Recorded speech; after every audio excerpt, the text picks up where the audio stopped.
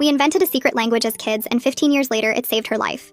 I was scrolling through Rachel's Instagram when I noticed she'd posted 17 photos of sunflowers in the past 3 days, and my stomach sank. Rachel and I had created an emergency code back in high school after her ex turned into a stalker. That's what those sunflowers were.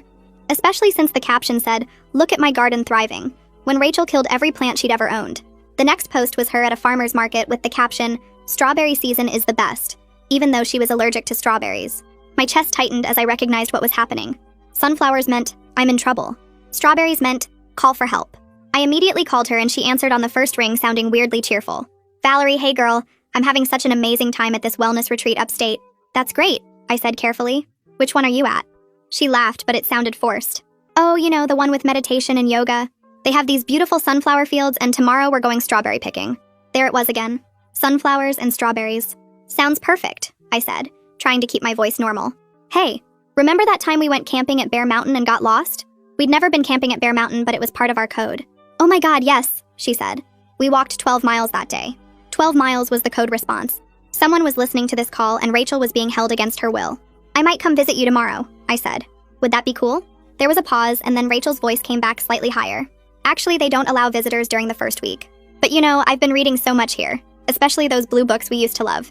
Blue books meant she was being drugged. They serve vanilla cake every night, which is amazing. Vanilla cake meant she didn't know where she was. My hands were shaking as I took notes. I checked her earlier posts with fresh eyes and found more code hidden in normal-looking captions. A photo from Tuesday said, "Missing my silver jewelry today," which meant she was being watched constantly.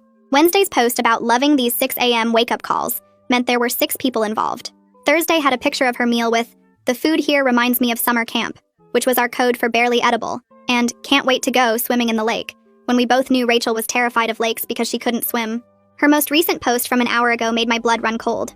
It was a selfie with the caption, "Having so much fun with my new friends, especially the girl who reminds me of Jessica from 10th grade.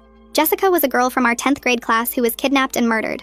I drove to Rachel's apartment and found her laptop still open on her bed, showing a website for Life Renewal Institute that looked professional, but had only been created 2 weeks ago according to the page source. Her search history showed she'd been researching someone named Dr. Desmond before the website appeared. I Googled him and found old news articles about a psychiatrist who'd lost his license for experimenting on patients without consent. He'd disappeared 5 years ago. The website had testimonials from dozens of women, all around our age, all talking about finding themselves at this retreat. But when I looked closer at their photos, they all had the same glassy expression, and their testimonials used identical phrases. I was about to call the police when Rachel posted again. This time it was a group photo with 12 other women, all in white clothes, all smiling. The caption read, "Beach day with the girls. We collected 13 shells and saw a dolphin." There were no beaches anywhere near upstate New York. 13 shells was our code for immediate danger, and dolphin meant someone had died. I zoomed in on the photo and counted the women. There were 13 in the photo, but Rachel said, "with the girls," like she wasn't counting herself, which meant one of these women was already dead. I tried calling Rachel again with my hands shaking, but it went straight to voicemail. I called 911, but as I was explaining the situation, another Instagram post appeared on Rachel's account. It was a video of her smiling and waving at the camera. "Hey everyone, just wanted to let you know I've decided to extend my stay here indefinitely. This place has changed my life and I'm going to help them expand to new locations. Valerie, I especially think you'd love it here. Check your mailbox tomorrow for a special invitation." My blood went cold because Rachel was blinking in a pattern in the video, another one of our codes, and she was spelling out letters with her blinks.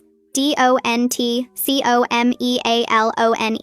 I grabbed my phone and started taking screenshots of everything, my fingers moving fast across the screen as I captured the video, the caption, every comment. I created a new folder on my laptop and labeled it with today's date, then started dumping all the screenshots inside while my brain shifted into the organized mode I used for journalism projects back in college. My hands were still shaking, but at least now I had something to do, some way to fight back against the fear that wanted to freeze me in place. I went back through every single one of Rachel's posts from the past week and took screenshots of those too, making sure I had copies of everything before it could disappear. At 2 a.m., I called Suresh because he was the only person I knew who understood online investigation stuff and wouldn't think I was crazy for calling in the middle of the night. He picked up on the third ring sounding groggy but alert. I didn't even say hello, just started talking fast about Rachel and the codes and the video with the blink pattern. He didn't interrupt once, just listened to everything I said. And when I finally stopped to breathe, he told me to send him every screenshot I had while he booted up his computer. I could hear him moving around, the sound of a chair scraping across the floor, and I felt a tiny bit less alone knowing someone else was awake and helping. Suresh walked me through backing up Rachel's entire Instagram account using some archiving tool I'd never heard of before. We created a shared encrypted folder in the cloud, and he started pulling metadata from her posts, while I made a timeline of every coded message I'd found. He explained what he was doing as he worked, talking about IP addresses and location data and EXIF information from the photos. I didn't understand most of it, but I wrote down everything he said anyway. He kept saying we needed to document everything before anything could be deleted, and his calm voice helped me focus, even though my stomach was twisted in knots. At 6 a.m., I was still awake, sitting at my kitchen table and staring at the physical invitation that had arrived in my mailbox sometime yesterday. It was a cream-colored card with embossed sunflowers on the front, and an address for a complimentary wellness consultation printed in fancy script. The fact that they knew where I lived made me want to throw up. Rachel must have given them my name, probably when she was already drugged and trapped, and now they were coming after me too. I picked up the card with shaking hands and looked at the return address, my brain making the connection before I could stop it. I grabbed my phone and took photos of the invitation from every angle, making sure to get clear shots of the postmark and the return address. Then I texted the photos to Suresh and watched as he confirmed that the P.O. box number matched exactly what he'd found linked to the Life Renewal Institute website. My apartment suddenly felt wrong, like someone was watching me through the windows even though I was on the 4th floor. I got up and checked every window lock twice, then checked the front door deadbolt 3 times, my hands still shaking as I moved through each room. By 8 a.m., Suresh sent me his first real findings, and I read through them twice to make sure I understood. The website domain was registered through a Shell LLC with a P.O. box address near Long Island. He'd traced the hosting to something called a CDN that served the Eastern Seaboard. The testimonial photos were stock images with the faces swapped using editing software, which meant none of those women were real. I felt sick reading it, seeing proof that the whole thing was fake, that Rachel had walked into a trap that looked professional and legitimate on the surface. I forced myself to eat breakfast even though I wasn't hungry, making toast and coffee because I knew I needed to think clearly instead of spiraling into panic. While I ate, I got dressed in clean clothes, then sat down with a notebook and wrote out every single piece of the code Rachel and I had created back in high school. Sunflowers meant trouble. Strawberries meant call for help. Blue books meant drugged. Vanilla cake meant she didn't know where she was. I went through the whole list, testing my memory to make sure I hadn't missed any signals in her posts, my pen moving across the paper as I recreated our secret language. At 9 a.m., I called the non-emergency police line and carefully explained that my friend was missing and being held against her will. The woman on the phone asked a bunch of questions and told me to come to the station with any evidence I had. I showed up an hour later with my laptop and a folder full of printed screenshots.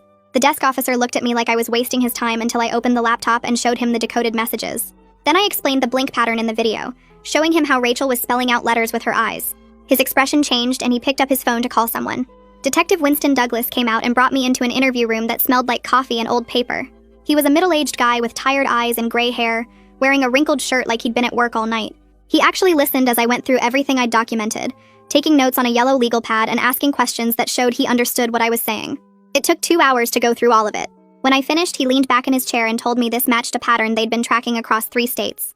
Other women had gone missing after attending wellness seminars or retreats, all around our age, all disappearing into facilities that looked legitimate but weren't.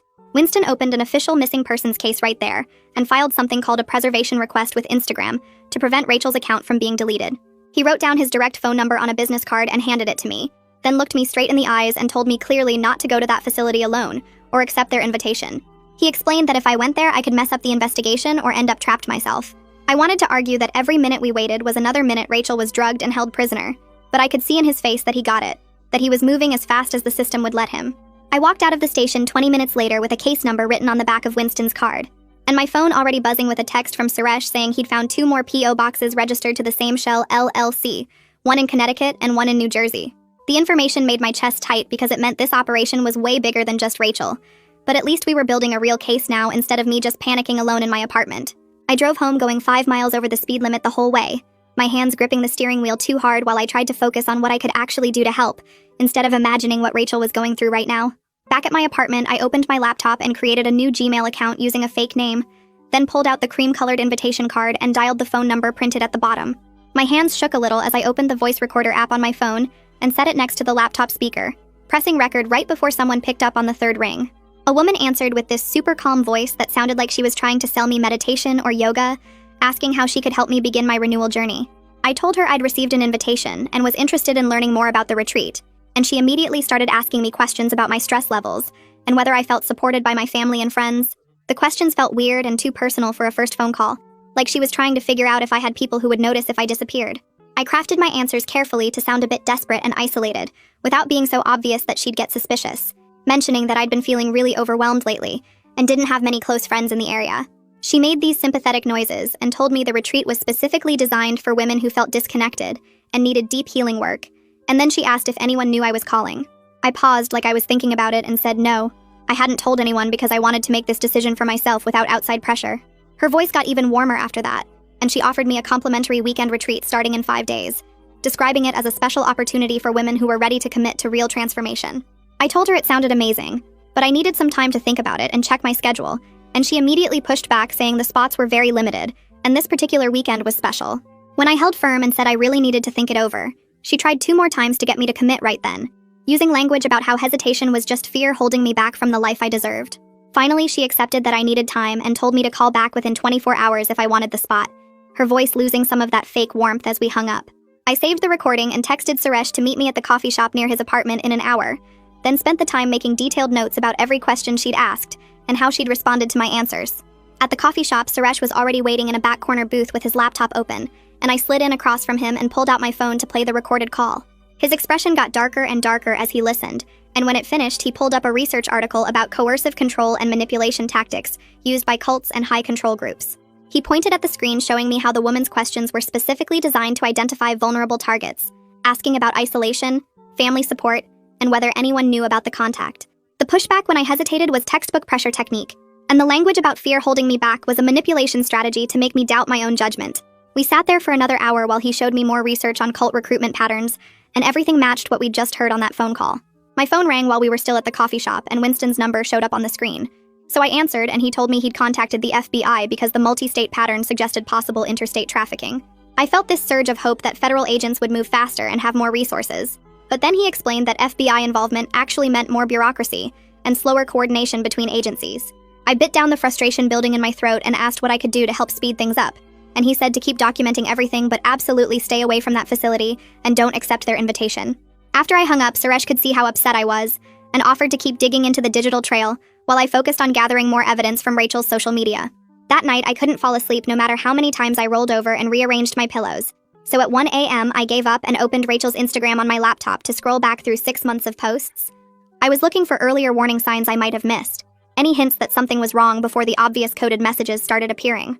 Around 2 a.m., I found a subtle shift in her posting patterns that started about 8 weeks ago, right after a post where she mentioned attending a free stress management seminar near her gym.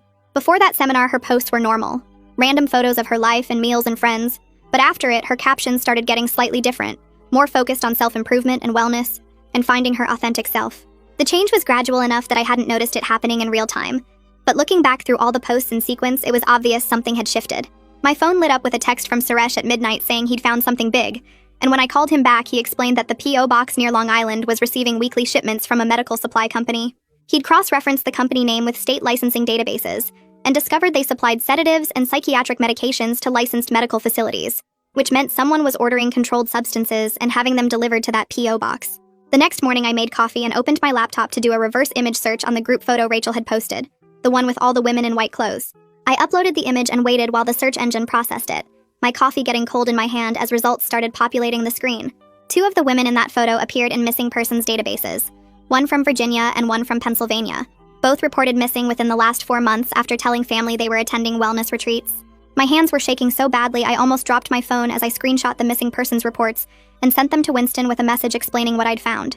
He called me back 50 minutes later, sounding way more urgent than before, telling me he was escalating the case and bringing in a task force to coordinate with the other jurisdictions. But then he said I needed to not make any more contact with the facility until they could get surveillance authorization from a judge, which could take several more days. I agreed because I knew arguing wouldn't help, but I felt physically sick knowing Rachel was drugged and watched while we waited for paperwork to get approved. I spent the afternoon on Facebook searching for the families of the 2 women I'd identified from the photo, finding their pages and crafting careful messages, asking if they'd heard from their daughters recently and mentioning I might have information. One of the mothers responded within minutes, her message desperate and asking me to please tell her anything I knew about where her daughter might be. I called her within 5 minutes and she picked up before the first ring finished. Her voice cracked as she said hello, and I could hear she'd been crying for hours. I explained who I was and how I found her daughter in the photo Rachel posted, describing the Instagram codes and what they meant. She started sobbing so hard I could barely understand her words. Something about police saying her daughter went voluntarily, and they couldn't do anything about an adult choosing to attend a retreat. I asked if her daughter had ever mentioned anything about stress management seminars or wellness programs before she disappeared, and the mother said yes. About 4 months ago, she went to a free seminar at a community center. After that seminar, her daughter started talking about finding herself and needing to reset her life. Then 3 months ago, she said she was going to a retreat upstate and would be out of contact for a while. The mother never heard from her again except for a few text messages that didn't sound like her daughter's normal way of writing. I took detailed notes while she talked, asking about the seminar location and any names her daughter mentioned. She gave me everything she could remember, and I promised to share what I found with the detective handling Rachel's case. After we hung up, I immediately called Winston and explained about the Virginia missing persons case, giving him the report number and the mother's contact information. He listened without interrupting, and when I finished, he said this changed everything, because now they had a pattern spanning multiple states. I sent him screenshots of both missing persons reports while we were still on the phone, and he said he'd contact the other jurisdictions immediately to coordinate. Suresh texted me 10 minutes later saying he found a third P.O. box registered to the same shell company in Connecticut, and a fourth one in New Jersey. I forwarded that to Winston too, and watched the case grow from my missing friend into something way bigger and more organized. I spent the next hour searching for any journalism contacts who might cover this kind of story, and remembered a former colleague had interviewed an investigative reporter who specialized in predatory wellness scams. I found her email and sent a carefully worded message explaining I had information about a fake retreat operation and asking if she'd be willing to talk off the record. Laura Hendricks responded within 30 minutes saying she could meet me the next morning at a coffee shop downtown. I showed up early and recognized her immediately from her author photo, a woman in her 50s with sharp eyes that seemed to catalog everything in the room. She ordered coffee and listened to my entire story without taking notes, just absorbing every detail with the focus of someone who'd heard similar things before. When I finished, she leaned back and told me she'd been tracking unlicensed practitioners running fake wellness retreats for 3 years. She said they preyed on women going through difficult times, promised transformation and healing, then isolated them and drained their bank accounts before shutting down and relocating. Most victims were too embarrassed to report what happened, and the operators moved fast enough that she could never publish before they disappeared. I asked if she'd be willing to help expose this operation, and she said yes, but she needed solid evidence and ideally someone willing to go on record. I told her I'd go on record eventually if it helped get Rachel out safely, and she nodded like that was the answer she expected. She gave me her direct cell number and said to call her immediately if anything developed, because media pressure could move things faster than waiting for the legal system. That evening, Suresh picked me up and we drove to the P.O. box location with cameras and a thermos of coffee. We parked across the street with a clear view of the boxes and settled in to watch. For 2 hours, nothing happened except regular mail carriers making deliveries. Then around 6, a black van with no company logos pulled up to the curb. A man in jeans and a plain jacket got out and opened one of the P.O. boxes using a key, loading several packages into the back of the van without signing anything or showing ID. Suresh took photos of the van's license plate and the man's face while I recorded video on my phone. The van pulled away and we followed it at a distance, staying back far enough that we wouldn't be obvious but close enough to track where it went. It headed east through rush hour traffic and we almost lost it twice at red lights, but managed to keep it in sight. After 40 minutes, the van merged onto the highway heading toward the coast, and Suresh said it looked like they were going to the ferry terminal. We followed until heavy traffic made us lose visual contact, but we were close enough to confirm the van was definitely heading toward the water. Suresh pulled over and opened his laptop, searching for maps of barrier islands accessible by ferry from this area. He found 3 possibilities, all with private properties large enough to house some kind of facility. I called Winston from the car and explained what we'd just seen, the black van picking up packages and heading toward the ferry terminal. He sounded frustrated when he told me that tailing suspects was dangerous and could compromise the investigation if we got spotted. I started to argue, but he cut me off and said the ferry terminal lead was valuable, and he'd coordinate with the Marine unit to investigate properties on the barrier islands. He made me promise not to follow any more vans or do anything else that could alert the operation we were investigating them. I agreed, but felt useless just waiting while Rachel was drugged and trapped somewhere. The next morning, Winston called and I could hear the frustration in his voice before he even started talking. He said the judge pushed back on his warrant request, claiming that Instagram codes and concerned friends didn't constitute probable cause for raiding a private wellness facility. I wanted to scream at how slow everything moved, but I forced myself to stay calm and ask what evidence would be enough to convince the judge. Winston said he needed either direct testimony from someone who'd been inside the facility or proof of criminal activity beyond circumstantial social media posts. I thanked him and hung up feeling defeated. Then my phone buzzed with a text from Laura. She sent me a link to an anonymous forum post from 6 months ago, where someone claiming to be a nurse described quitting a wellness retreat after being asked to give sedatives to patients without proper consent forms.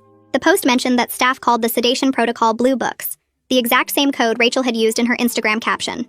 I screenshot the forum post and sent it to Winston immediately while texting Suresh to see if he could trace who posted it. He called back 20 minutes later saying the account was created through a VPN and only ever made that single post before being abandoned. Laura texted suggesting we try reaching out through the forum to see if the person still monitored it. So I created an anonymous account and posted a careful response asking if anyone had more information about wellness retreats using Blue Book protocols. I hit submit and sat staring at my phone, hoping whoever posted originally would see it and respond. 2 days crawled by with my laptop open constantly, refreshing the forum page every few minutes even though I knew notifications would alert me to any response. I couldn't eat much and barely slept. Just kept checking Rachel's Instagram for new posts while running through worst-case scenarios in my head. Suresh texted me updates about his continued research into the shell companies, but we weren't finding anything new without more inside information. On the third morning, my anonymous forum account showed a private message notification, and my hands shook so hard I almost dropped my phone.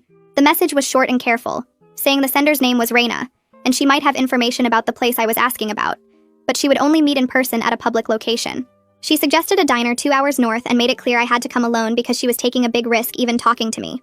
I screenshot the message immediately and called Winston, explaining about the forum post and this woman reaching out. He listened without interrupting, and then told me firmly that if I was going to meet this person, he wanted plainclothes officers positioned nearby in case it was a trap or the situation went bad. I agreed because honestly the thought of meeting a stranger connected to this operation made me nervous, even in a public diner.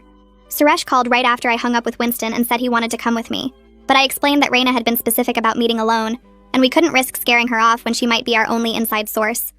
He made me promise to keep him on the phone during the entire 2-hour drive and to text him the diner's address so he could track my location. The drive felt endless even with Suresh talking to me the whole time, his voice keeping me calm while my mind raced through what this woman might tell me and whether the information would be enough to get Rachel out. I spotted the plainclothes officers as soon as I pulled into the diner parking lot because Winston had texted me their descriptions. 2 people in separate cars positioned to watch the entrance. Inside the diner, I found Reina sitting in a back booth, a woman who looked to be in her 40s wearing nurse scrubs under an unzipped jacket. Her eyes kept moving around the diner, scanning faces and exits like she expected someone to grab her at any moment. I slid into the booth across from her and she studied my face for a long moment before speaking quietly. She told me she had worked at the facility for 6 weeks before quitting because her conscience couldn't handle what she was seeing anymore. Her hands trembled slightly as she wrapped them around her coffee cup and explained that ever since she left 3 months ago, she'd been scared they would come after her for knowing too much. I asked her to tell me everything about the place, and she took a shaky breath before describing a converted private rehab facility located on a barrier island that you could only reach by private ferry. Dr. Desmond ran what he called intensive renewal therapy on women who thought they were attending a normal wellness retreat. The women got gradually sedated over their first few days there, then isolated from any outside contact, while being put through experimental treatments that Reina said felt more like psychological torture than therapy. She grabbed a napkin from the dispenser and started sketching a rough layout of the facility, marking where the women's rooms were located, where medications got stored in a locked cabinet, and where security watched camera feeds from a central monitoring station. Reina mentioned that renewal weekends happened twice a month when new women arrived by ferry, and others supposedly got released, though she suspected some women never actually left the island. Her pen paused over the napkin and she added one more detail that made my stomach turn, telling me the facility had an industrial incinerator that was officially for medical waste disposal. She had seen them burning what looked like personal belongings and documents one night when she worked a late shift, not medical waste at all. I kept my voice steady even though I felt sick, and asked her about the security patterns and how many staff members worked there at any given time. Reina said there were usually 6 people on site including Dr. Desmond himself, with 2 security guards who rotated through 12-hour shifts and 3 medical assistants who handled the daily sedation protocols and basic patient care. She described the security as serious but not like military level, mostly depending on the island's isolation, and keeping the women too drugged to think clearly enough to plan any kind of escape. I pulled out my phone and asked if I could record what she was telling me, and she hesitated before nodding and giving permission. She talked for another 20 minutes about specific details of how the facility operated, the fake intake paperwork they used, and the supply chain for medications. Before she stood to leave, she made me promise that if she gave a formal statement to the police, they would guarantee her some kind of protection from retaliation because she was genuinely scared of what Dr. Desmond might do to someone who exposed his operation. Then she leaned across the table and warned me in an urgent whisper that Dr. Desmond had been talking about shutting down this location soon because he was getting worried about too much exposure, which meant Rachel and the other women might get moved somewhere else or worse. I waited until Reina left the diner before rushing out to the parking lot and calling Winston immediately, my words tumbling over each other as I explained what I'd just learned. He told me to stay put and that he was driving out to meet Reina himself, bringing a victim advocate and a prosecutor who could discuss possible immunity deals to make her comfortable giving an official statement. I gave him Reina's phone number from our message exchange and watched from my car as she pulled back into the parking lot 30 minutes later when Winston arrived. They talked in his vehicle for over 3 hours while I sat in the diner drinking coffee and trying not to think about Rachel being drugged and trapped on that island. When Winston finally came inside to find me, his expression was grim but determined. He said that Reina's testimony combined with all the missing persons cases we had connected gave him enough evidence for a warrant, but the judge wanted to review everything carefully before signing off on raiding a private medical facility. He estimated it would take 48 hours before they could actually move on the place, and I felt panic rising in my chest because Reina had specifically said the next renewal weekend was in 2 days. That night, I sat at my laptop filing a formal complaint with the state medical board against Dr. Desmond, typing his real name along with the 3 aliases Reina had provided. I attached every piece of evidence we'd collected, the screenshots from Rachel's Instagram, the shell company documents Suresh had found, and Raina's written statement about the experimental treatments. The online form took me an hour to complete because I kept stopping to add more details, knowing this wouldn't result in any immediate action, but it would create an official paper trail. If Dr. Desmond tried to relocate and start over somewhere else, this complaint would follow him and make it harder for him to get any kind of medical credentials. I hit submit at 11:47 p.m. and watched the confirmation screen load, feeling like I'd done something concrete even though I knew bureaucratic processes moved slowly. My phone rang at 2 a.m. and I grabbed it off my nightstand, seeing Suresh's name on the screen. He sounded wired on coffee and adrenaline as he explained he'd been analyzing the video metadata from Rachel's Instagram post for the past 6 hours. The CDN signal data showed the upload had bounced through a cell tower that only served one barrier island off the coast, and when he cross-referenced that location with property records, he found a defunct rehab facility. The facility was owned by another Shell LLC, but it had the same registered agent as the Life Renewal Institute, which meant it was definitely connected to Dr. Desmond's operation. Suresh sent me the property address and GPS coordinates while we were still on the phone, his voice getting more excited as he explained how he'd traced the ownership through 4 different Shell companies. I pulled up the coordinates on my laptop and stared at the satellite image of a large building complex on a small island, my chest getting tight as I realized this was where Rachel was being held. After hanging up with Suresh, I couldn't even think about sleeping, so I spent the rest of the night researching everything I could find about that property. The county licensing database had old records from when it operated as a legitimate rehab center, showing building permits and inspection reports dating back 15 years. I found a news article from 5 years ago about the facility closing after multiple health code violations and complaints from former patients about inadequate care. The property had been sold twice since then, each time to a different LLC that I couldn't trace to any real person. The licensing records showed the facility had boat access with a private dock, a helicopter landing pad on the roof, and enough beds for 30 patients spread across 3 floors. Everything about it was perfect for Dr. Desmond's operation, isolated and large enough to hold multiple women while keeping them completely cut off from the outside world. At 8 a.m., my phone rang with a number I didn't recognize, and I almost let it go to voicemail before realizing I needed to maintain my cover as a potential recruit. The same woman with the overly smooth voice from before reminded me about the complimentary retreat weekend starting tomorrow, her tone friendly but with an edge of pressure underneath. She told me they'd love to send a car to pick me up at 10 a.m., making it sound like a generous offer instead of the trap I knew it was. My hands were shaking as I forced myself to sound interested and grateful, telling her I'd decided to accept and asking about what I should bring. She gave me a short list of comfortable clothes and toiletries, emphasizing that I wouldn't need my phone or laptop because the retreat focused on disconnecting from technology. As soon as I hung up, I called Winston, my words coming out fast as I explained that I'd just accepted the pickup. He cut me off immediately and told me absolutely not. There was no way he was letting me go to that facility, his voice harder than I'd ever heard it. We argued for 20 minutes with me explaining the value of having someone on the inside who could confirm Rachel's location and gather evidence, while Winston kept saying it was too dangerous, and they were close to getting the warrant anyway. I pushed back about the timeline, reminding him that Raina had said Dr. Desmond was planning to shut down soon, and we might not have another chance. Winston finally agreed to a compromise where I would let them pick me up, but plainclothes officers would tail the vehicle the entire way. If they took me to the ferry terminal heading toward that island, the operation would move immediately with or without the warrant, using the legal concept of urgent circumstances to justify the raid. He made me promise 3 times that I would not get on any boat or go to the actual facility, that the pickup was just to confirm the location, and then his team would move in. Laura called an hour later to tell me her editor had approved a story about predatory wellness retreats and unlicensed medical practitioners, her voice careful as she explained she'd been working on it for the past 2 days. She'd interviewed Raina and 2 of the other rescued women we'd identified, building a solid case about the pattern of abuse. The story was ready to publish as soon as I gave the word, but we agreed to hold it until after the rescue operation, so the media attention wouldn't spook Dr. Desmond into running. Having the article ready felt like insurance, a way to make sure this story got out even if something went wrong with the raid. I spent the afternoon preparing for the pickup, packing a small bag with clothes and toiletries exactly like a real retreat participant would bring. Suresh came over and helped me hide a backup phone in a secret pocket he'd sewn into the lining of my jacket, the device so small it was barely noticeable. He programmed it with emergency contacts and made me practice sending the coded text messages we'd agreed on, where different phrases would signal different levels of danger. Every 2 hours, I was supposed to text him a simple weather update, and if I missed a check-in or sent our panic code phrase, he would alert Winston immediately. Winston and 3 other officers came to my apartment at 6 p.m. to brief me on what to expect and what to do if things went wrong.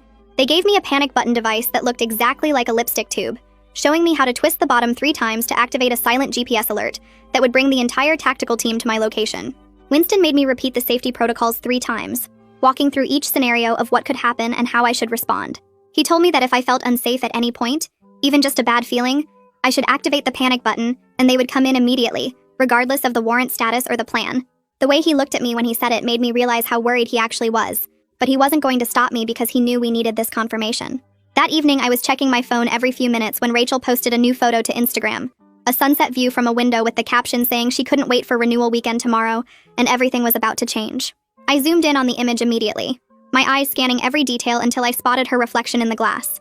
She was holding up 2 fingers in what most people would think was a peace sign, but I recognized it instantly as our code for the second floor. Her hand was positioned on the right side of the reflection, which meant east side of the building. I screenshot the photo and sent it to Winston along with Raina's layout sketch, my message explaining that Rachel had just confirmed her exact location in the facility. Winston texted back within seconds saying they had the information, and the tactical team was positioned on the mainland, ready to move as soon as I confirmed the ferry route. I stared at Rachel's reflection in that window for a long time, seeing how thin her face looked and the tired expression in her eyes even in the small image. Tomorrow morning, I would get in that car and let them take me toward the island, trusting that Winston's team would follow, and that our childhood code system would be enough to get us both out alive. I screenshot Rachel's reflection in that window photo and sent it straight to Winston with Raina's layout sketch attached, typing out that Rachel just confirmed second floor east wing. His reply comes back in under a minute saying the tactical team is already positioned on the mainland and the Marine unit has boats ready to move the second. I confirm I'm at the facility. I stare at my phone screen reading his message 3 times, feeling the reality settle in that tomorrow I'm actually doing this. Sleep doesn't come easy that night as I lie in bed running through every possible scenario of what could go wrong. I keep thinking about Rachel being drugged and watched, about the woman who died that the dolphin code referenced, about Dr. Desmond's cold eyes in those old news photos. But every time panic starts rising, I remember Rachel using our code to ask for help, remember her blinking out that warning in the video, and I know I can't let her down after 15 years of friendship. At 6 a.m., I'm already dressed in comfortable clothes that look like something a stressed woman would wear to a wellness retreat, my small bag packed with toiletries and a change of clothes. I'm double-checking that the backup phone is hidden properly in the jacket lining when I see a black sedan pull up outside my building through the window. It's the same type of vehicle Suresh and I saw at the P.O. box, dark windows and no company markings. My hands shake as I grab my bag and head downstairs, texting Suresh that the pickup just arrived. The driver is a woman who looks about 50 wearing yoga pants and a flowing top, her smile bright and welcoming as she opens the back door for me. She tells me her name is Melissa and that I'm going to have such an amazing experience at the retreat. I slide into the back seat and she starts talking about how transformative the program is, how it changed her entire life, how I'm making the best decision I've ever made. Her voice has that same too smooth quality as the woman on the phone, like she's reading from a script. I play along and tell her I'm excited but nervous, pulling out my phone to text Suresh my location as we start driving. Melissa keeps up the cheerful small talk about meditation and self-discovery while I watch our route, noting that we're heading exactly toward the ferry terminal like we predicted. I send Suresh updates every few minutes with street names and landmarks, keeping my texts casual in case Melissa glances back. Winston sends me a message saying they have visual confirmation on the sedan, and the team is moving into position. He tells me to stay calm and just follow whatever normal process they have unless I feel threatened.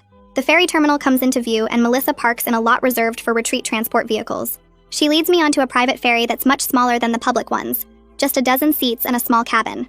The 40-minute ride feels longer as the boat rocks through choppy water, and I force myself to memorize everything I can see. The island comes into view gradually, mostly tree covered with one large building visible near the shore. It looks like an old mansion that's been renovated, exactly matching the converted rehab facility Suresh found in the property records.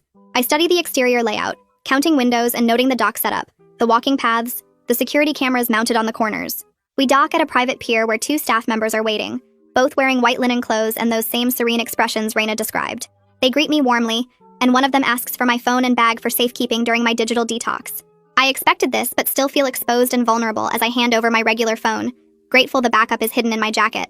They lead me up a stone path toward the mansion and I count my steps, noting the distance from the dock to the building entrance. Inside the foyer is decorated in calming neutrals with soft music playing, and they bring me to a small consultation room with comfortable chairs and a water feature. Dr. Desmond walks in and I recognize him immediately from the old news photos, though he's thinner now and his hair is completely gray. He's wearing casual, expensive clothes and his smile is warm, but his eyes are cold and calculating as he looks at me. He sits across from me and asks gentle questions about my stress levels, my family relationships, whether I have close friends who know I'm here. I answer carefully, playing the role of desperate woman seeking help while scanning the room for cameras and exits. I spot 2 cameras in the corners and note that the door locks from the outside. Dr. Desmond nods along to my answers and tells me I'm clearly carrying a lot of tension that their program can help release. After about 20 minutes, he tells me I'm an excellent candidate for their intensive program, and he's excited to begin my renewal journey. A staff member brings in a cup of tea on a small tray, setting it in front of me with an encouraging smile. I lift the cup and smell it, detecting the bitter chemical scent underneath the chamomile that Raina warned me about. I pretend to take a sip while actually letting most of it spill onto the potted plant next to my chair, then fake a drowsy expression and tell Dr. Desmond the tea is helping me relax already. He looks pleased and tells the staff member to show me to my room so I can rest before dinner. They lead me up a staircase to the second floor and turn right into the east wing, exactly where Rachel indicated in her photo.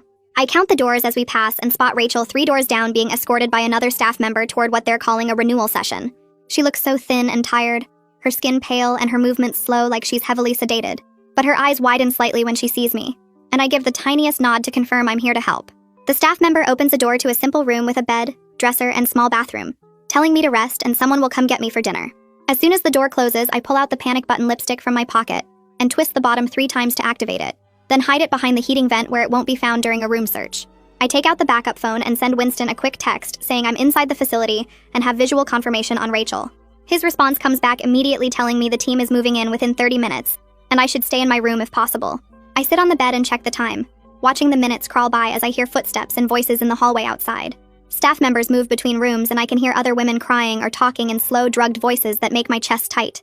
I peek out my door carefully and see a security guard stationed at the stairwell, a big guy in dark clothes with a radio on his belt. I make mental notes of his position and the layout of the hallway, counting the doors between my room and Rachel's, looking for fire exits or alternate stairways. The next 20 minutes feel like hours as I wait for Winston's team to arrive, my heart pounding every time I hear footsteps approaching my door. A loud alarm starts blaring through the building and I jump off the bed, my whole body going stiff with fear and hope mixed together. Shouting comes from downstairs, multiple voices yelling over each other, and I hear the security guard at the stairwell talking fast into his radio. I crack my door open wider and peek out, watching staff members in white clothes running down the hallway toward the stairs, their calm faces replaced with panic. Through the window at the end of the hall, I spot boats cutting through the water toward the dock, official-looking vessels with lights flashing. My chest gets tight with relief because Winston actually did it. They're here. More shouting echoes up the stairwell, and I hear someone yelling about locking down the building, about securing the patients, about moving them to the basement. I step further into the hallway and see other doors opening, confused women looking out with glazed eyes. A loudspeaker crackles outside and Winston's voice booms across the property, clear and strong. He tells everyone to exit the building with their hands visible, to come out slowly, to not resist. More yelling from downstairs, and I recognize Desmond's voice, high and angry, shouting orders about destroying evidence and getting to the boats. I don't wait anymore. I run down the hallway toward Rachel's door, counting the rooms like she showed me in the photo. Her door has a simple lock on the outside, the kind meant to keep drugged people in, and I twist the handle hard. It doesn't budge, so I step back and slam my shoulder into it, the cheap wood cracking on the second hit. The lock breaks and the door swings open, showing Rachel sitting on her bed in white clothes that match everyone else. She looks so thin and pale, her eyes unfocused and confused, but when she sees me, her face crumples. She starts crying and tries to stand up, but her legs are wobbly. I rush over and grab her arms, pulling her up and wrapping my arm around her waist to steady her. She leans against me and keeps crying, saying my name over and over. 2 other women have come out of their rooms into the hallway, both looking scared and lost. I tell them to follow me, that the police are here, that we're getting out. One of them nods and helps support the other one who can barely walk. I remember Raina's layout sketch and head toward the back of the building where she marked a service stairway. We move slowly because Rachel and the other women are so drugged they can barely coordinate their movements. The alarm keeps blaring and I hear more shouting, the sound of things breaking downstairs. We reach the back stairs and start going down, me holding Rachel tight while the 2 other women follow behind us. We're only halfway down when a staff member appears at the bottom, a woman in scrubs who tries to block our path. She holds up her hands and tells us to go back to our rooms, that everything is fine, that we need our evening medication. I push past her without stopping, pulling Rachel with me and telling the other women to keep moving. The staff member grabs at my arm, but I shake her off and keep going toward the sound of police voices. We burst through a back door into cool evening air, and Winston is right there with 3 officers in tactical gear. He sees us and immediately calls for medical help, his face showing relief and concern. He guides us away from the building toward a clear area where paramedics are setting up. The scene outside looks like controlled chaos. Police officers are everywhere, some securing the building perimeter while others handcuff staff members who are being let out with their hands behind their backs. Paramedics have set up a triage area with equipment and stretchers, and more women are being brought out from different exits. I stay right next to Rachel as an EMT in blue gloves checks her pulse and shines a light in her eyes. He asks her questions she can barely answer, then starts an IV line to flush the drugs from her system. Rachel keeps crying and holding my hand, saying she's sorry over and over. I tell her it's not her fault, that I found her, that she's safe now. Winston comes over and crouches down next to us, his face serious. He tells me they found 12 women total inside the facility, all of them showing signs of heavy sedation. They also found extensive records in Desmond's office, detailed notes about experimental treatments and drug combinations. My stomach turns, but Winston keeps talking, explaining that Desmond got away through a boat access point on the other side of the island before they could secure the whole perimeter. He says they've already issued warrants and alerts across multiple states, that every law enforcement agency is looking for him now. Rachel's IV is running, and the EMT says she needs to go to the hospital for observation and proper detox. They load her onto a stretcher, and I climb into the ambulance with her, refusing to leave her side. At the hospital, they admit Rachel to a ward for observation and start her on a detox protocol to clear the sedatives from her system. I sit in the chair next to her bed while doctors and nurses come in and out, checking her vitals and asking questions. She's groggy but more alert than before, and she keeps thanking me for remembering the code. She says she was so scared I wouldn't understand the Instagram messages, that no one would figure it out in time. I hold her hand and tell her I would never forget our code, that I knew something was wrong the second I saw those sunflowers. After the doctors leave, I go to the bathroom and finally let myself break down, crying into my hands while my whole body shakes. I wash my face and pull myself together, then go back to sit with Rachel until she falls asleep. Over the next few days, the case explodes into something huge. The FBI takes over coordination because the evidence shows Desmond was operating facilities in at least 4 different states. Winston calls me with updates, telling me about the investigation expanding, about more victims being identified. Laura's story publishes in a major newspaper with interviews from Raina and 2 of the other rescued women, detailing how the fake wellness retreat operated. Tips start flooding in from people who recognize the pattern, who have family members who disappeared after attending similar programs. The hotline set up for the investigation gets hundreds of calls.